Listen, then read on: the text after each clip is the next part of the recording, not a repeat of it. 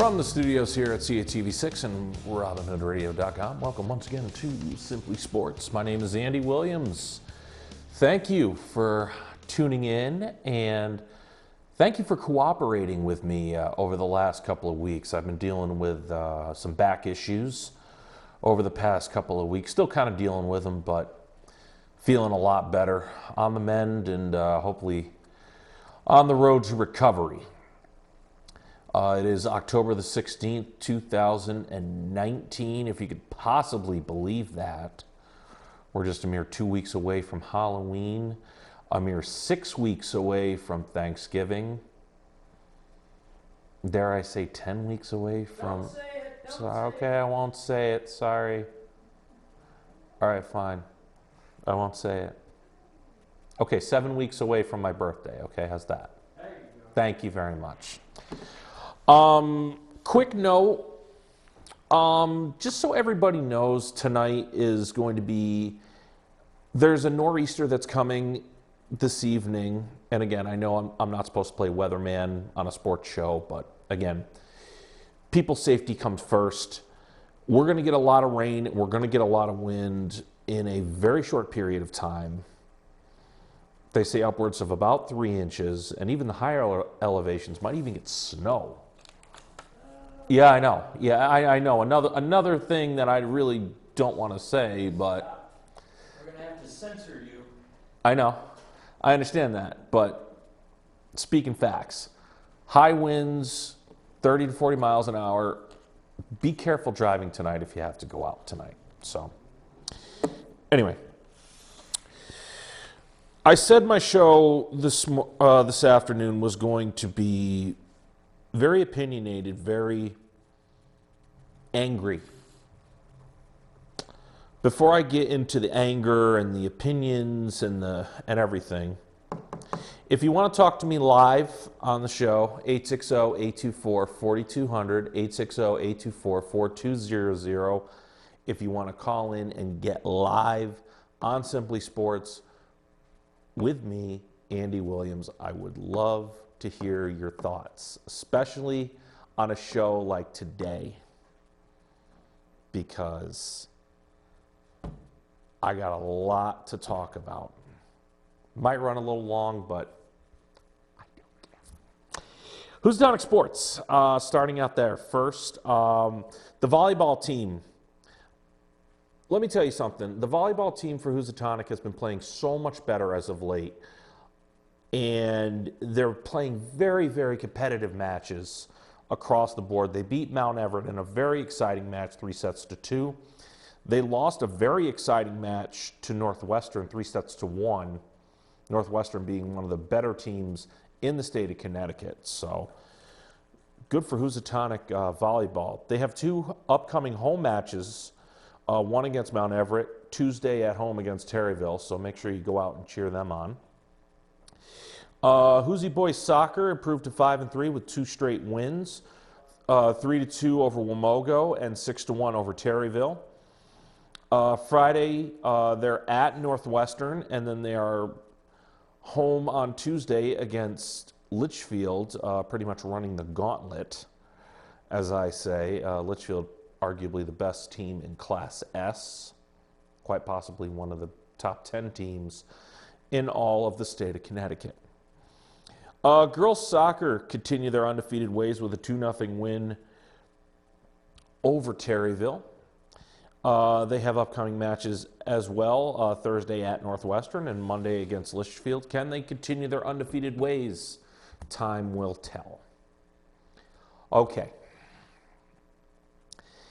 Now we're going to get to the pros. I got some things that I need to say, and I got some things that I need to get off my chest. First of all, baseball.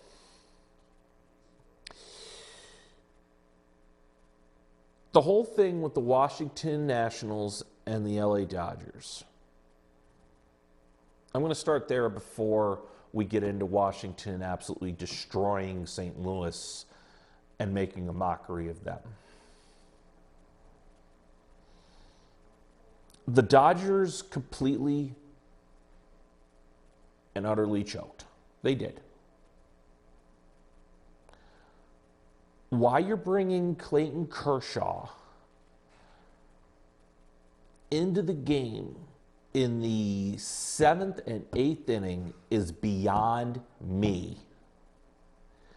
You have a team that has won 106 games in the regular season, going against a wild card team. You have a 3-1 lead in that game.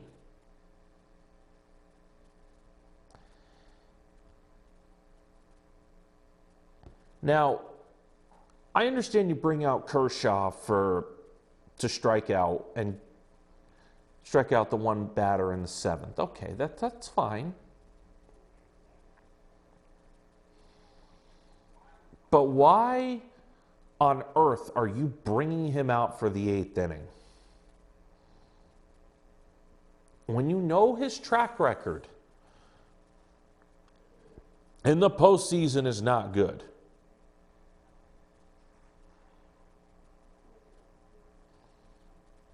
Now, I would understand if you brought out your closer to go 4 outs. You bring out Kenley Jansen for the top of the 7th to get that 1 out, and then have Jansen pitch the 8th inning. And then bring out Kershaw for the 9th. That I understand.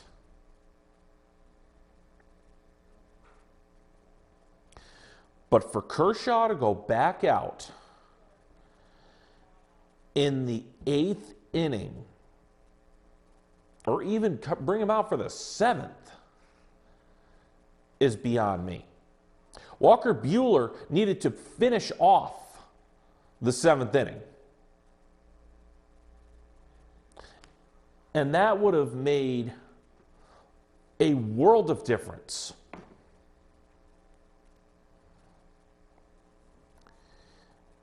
If Buehler finished off the 7th, then you could bring Jansen out for the 8th and then bring on Kershaw for the 9th to face the weaker part of the Nationals' order, which we all know he can mow down.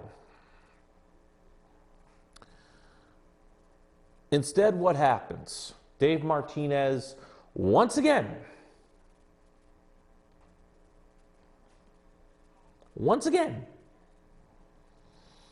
fouls it up.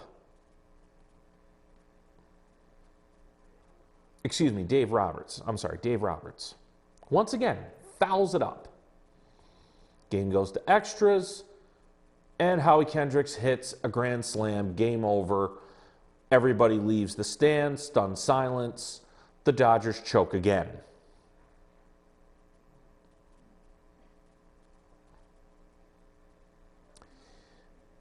Fast forward to the NLCS. I thought this was going to be a 7-game series. I really did. You had a pitching staff which held a St. Louis Cardinals team to a 130 batting average. That is the lowest batting average in any 7-game series in the history of baseball. They held them to 6 runs over 4 games. That is obscene. You had all 4 games, all your starting pitchers have 11 strikeouts or more in your 4 starts. 2 of them almost pitched no-hitters. It was complete and utter domination. And now they go to the World Series, and now the Washington Nationals go to the World Series for the first time since, or any Washington-based baseball team for the first time since 1933. and they look to win a World Series for the first time in any Washington, D.C. based baseball team since 1924. In 95 years. This past few years, you look over the past 15 years of baseball. Red Sox, 86 years. White Sox, it's been what, 90? Chicago Cubs, over 100. Is it the Nationals' turn? We'll see. Now on to the Yankees. The Yankees find themselves down 2-1 against the Astros. Okay, not a big surprise that they're down 2-1. But the fashion in which they're down 2-1 is what really angers me. Especially what happened in Game 2. And the way that Aaron Boone played his bullpen. Now, early on, they played their bullpen really well. They got rid of, who was pitching Game 2? Was it Paxton? Yeah, I think it was Paxton. James Paxton cannot pitch in the postseason. I'm sorry. I don't care who you are. James Paxton is not a postseason pitcher. Bottom line. They get Paxton out of there within 3 innings. Bullpen does a great job. And then the 9th inning comes. You bring on Chapman. Okay, great. Chapman gets through the 9th inning. Yes, the pitch count is high. 25 pitches. But don't you have to bring out Chapman again for the 10th? At least give you 2 innings to where you could say, okay, well, we can hold on Sabathia. Why Sabathia even pitched in this game is beyond me for a third of an inning. And J.A. Happ hasn't been able to pitch out of a wet paper bag since August. And yet you bring these 2 guys in, and sure enough, J.A. Happ, first pitch in the 11th, bang, gone. Thanks for coming. And then Game 3 last night, obviously the domination of Garrett Cole. He is the best pitcher in baseball, bar none. Not to say they didn't have their chances, but again, the Yankees find a way in the big spot. Now tonight, with the nor'easter that's coming, as I've mentioned, they have postponed Game 4 till tomorrow. So now you have a scenario in which they're going to play Game 4, Game 5, Game 6, and Game 7 on all consecutive days. And let me tell you something. This favors one team and one team only. It favors the Astros. Why? Because of the pitching. Their pitching is head and shoulders better. And Aaron Boone's already tipped his hand on what he's going to do in Game 4. He's going to do a bullpen-based game. I mean, let's just practically give the Astros Game 4 and then roll the... You're not going to give the Astros a 3-1 lead. What are you doing? Tipping what you're going to do. No. Stupid. It is malarkey what they're doing. I mean, does Aaron Boone want to get fired? Because he's well on his way.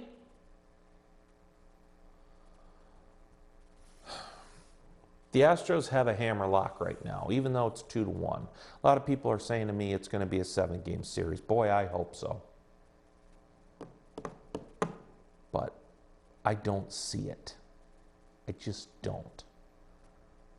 And most likely, right now, you're looking at a Houston Astros, Washington Nationals World Series. And I hope you like pitching duels also, because you're not going to see a heck of a lot of runs scored. One other note before I jump into football. Can someone please explain to me what the U.S. men's national soccer team is doing? What the concept is? You know, what are they doing as a team? How they're going to qualify for the 2022 World Cup? How is that going to work? Well, it's not going to work when you lose 2-0 to Canada. When Canada is not even ranked in the top 100 in the world. Oh, but the team is young. You know, the team needs time. No, they don't. No, they don't. You have some of the team playing in the Premiership League. You have some players playing in Germany. They have plenty of time to practice and plenty of time to prep.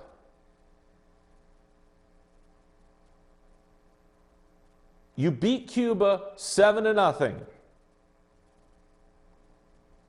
And then you come out last night, flat as a pancake, and you lose 2-0 to Canada.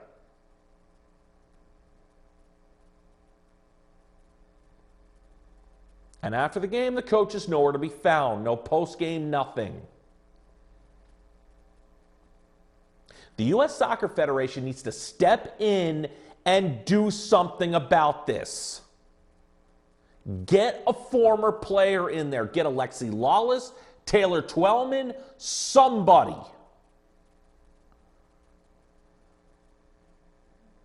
None of these guys that you hire off the street.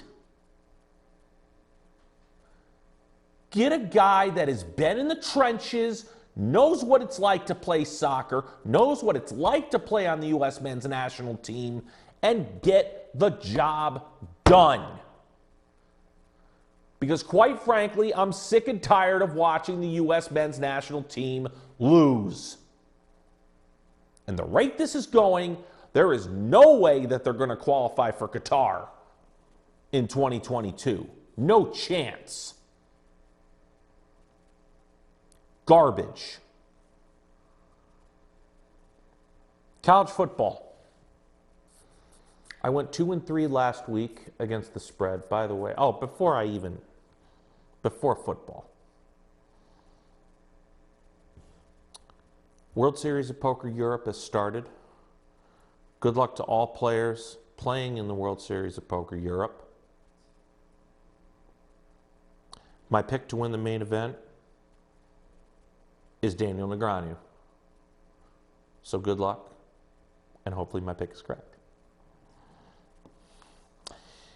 To my wrestling fans, AEW is for real. Chris Jericho and his merry band of men made a mockery of WWE over the past week. And WWE tried to cover it up with all these little draft smoke and mirrors. And AEW told you exactly how it was.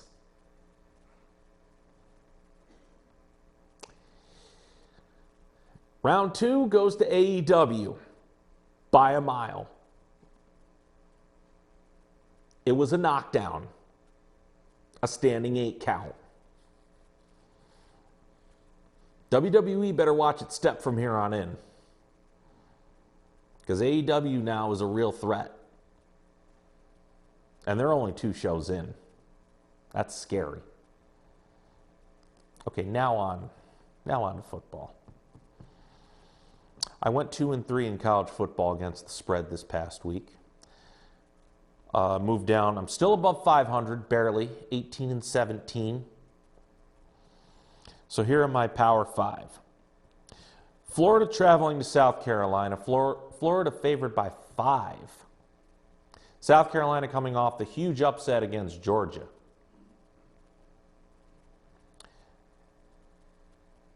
I don't think they're going to repeat this performance. Florida coming off a loss at LSU. I think Florida's going to be mad. And I think Florida's going to exact some very much needed revenge. And I think Florida is going to take their frustrations out on poor old South Carolina. So pick Florida, giving 5.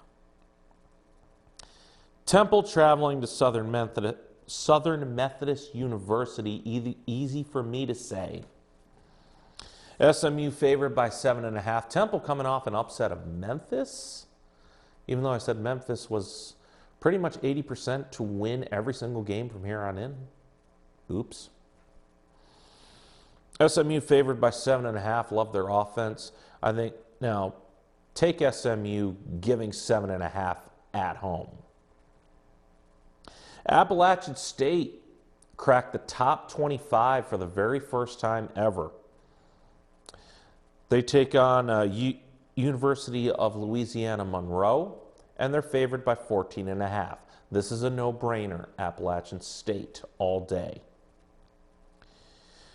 Michigan traveling to Happy Valley to take on Penn State. If this is a primetime game, you know Happy Valley will be in a whiteout. All their fans will be dressed in white. However, I will take Michigan and I will take the 9 points every time. Even though they're on the road. I think it's going to be a close game. I think it's going to be within a touchdown. So that's why I'm going to take Michigan with the points. And then Boise State traveling to BYU. Boise State only a 6.5-point favorite against a 2-4 BYU team. I like that. Boise State giving 6.5. Moving on to the NFL after yet another pathetic week, 7-7, improving my record to 55-36-1, which is, for you scoring at home, a 59.8% winning percentage. We move on to our week. What week are we on? 7, 8? Can't believe we're almost halfway through the season. Scary. Kansas City versus Denver. What the heck happened to Kansas City the last 2 weeks? Patrick Mahomes has looked mortal. He hasn't scored more than 25 points. However, they travel up to Denver. I know it's a divisional game, but I think Kansas City bounces back here. The Rams traveling to Atlanta. The Rams picking up Jalen Ramsey and giving up 2 first-round picks in the process, shoring up their secondary after the pathetic performance they put on the field against San Francisco. And by the way, I am a believer in the San Francisco 49ers now. They are one of the best teams, if not the second best team in football right now, next to the Patriots. But back to the Rams. They travel to Atlanta. Atlanta is terrible. Losing at Arizona. Missing an extra point in the oh my goodness. Take the Rams. Rams win big. Miami traveling up to Buffalo. Miami trying a 2-point conversion to win the game against the Redskins. And I said that this game would be a tie. Why couldn't you kick the extra point and make my dreams come true? You didn't. Buffalo's going to walk all over Miami. Jacksonville versus Cincinnati. Jacksonville obviously just gave up Jalen Ramsey. Cincinnati is about a notch away from being as bad as Miami. Jacksonville wins this game. Minnesota versus Detroit. Detroit coming off one of the biggest screw jobs in the history of football. Let me explain. Detroit should have won on Monday night against Green Bay. 3 calls went against Detroit, which were absolutely bogus. 2 of which to the same player, Trey Flowers, an illegal hands to the face call, which should not have been called when he was grabbing him by the shoulder pad. And yet they called it hands to the face, both times while the referee is completely looking at it.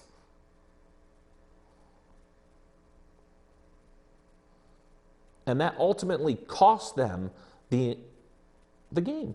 It did. It costed them 17 points in that game.